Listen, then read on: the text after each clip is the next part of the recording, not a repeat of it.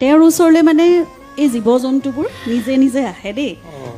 মানে এবাৰ ধুমুহা বৰষুণত তেনেকৈ এটা বান্দৰ আহিলে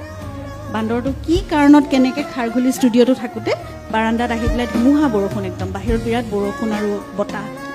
বান্দৰটো আহিছে অলপ ইনজিঅ'ৰ্ড আঘাতপ্ৰাপ্ত হৈ তাৰপিছত বান্দৰ পোৱালি এটা তাক বুটলি আনিলে আনি চিকিৎসা কৰিলে পিছদিনাখন তেনেকৈ আমাৰ তালৈ ডক্টৰো আহি থাকে মানে পেট আহি থাকে মধুসূদন অঁ তাৰপিছত তাক ৰাখিলে মানে ইমানেই লগত থাকে কোচতেই থাকে লগত একেলগে শুৱে একেখন পিছতে আৰু প্ৰতিটো প্ৰাণীৰে কিন্তু নামাকৰণ হয় আকৌ দেই আমাৰ ঘৰত তাৰ নাম আছিলে মধুসূদন গাৰ্গ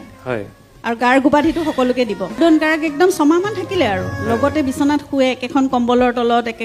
একেটা গাৰুতে মধুসূদন শুই থাকে তাৰপিছত এনেকৈ আহিলে এটা বগলী এবাৰ বগলীটো মানে একদম এনেই কান্ধতে বহি থাকে ওপৰলৈ চাই কিবা ভাবি থাকে নহয় সেইকাৰণে তাৰ নাম দিলে বগলীজনীৰ নাম দিলে উদাসীন গাৰ্গ তাৰপিছত কাউৰী এটা আহিলে কাউৰীটোৰ নাম আছিলে কাকু গাৰ্গ